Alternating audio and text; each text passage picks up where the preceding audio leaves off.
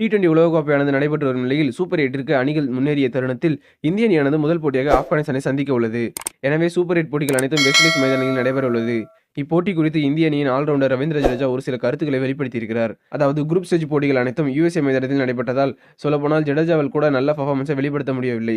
எனவே west Indies மைதானம் பற்றி ஜடேஜா கூறியது என்னவென்றால், வெஸ்ட் இண்டீஸ் மைதானங்களில் நாங்கள் எப்போது விளையாடினாலும் ஒரே மாதிரியாக தான் இருக்கும். அதேபோல் ஆடுகளும் காய்ந்த நிலையிலும் கொஞ்சம் மெதுவாகவும் காணப்படும். மேலும் போட்டியானது வெஸ்ட் இண்டீஸ் நேரப்படி காலை நேரத்தில் தான் தொடங்குகிறது. இதன் மூலம் சுழற்பந்து வீச்சாளர்கள் நல்ல பலனை பெற முடியும்.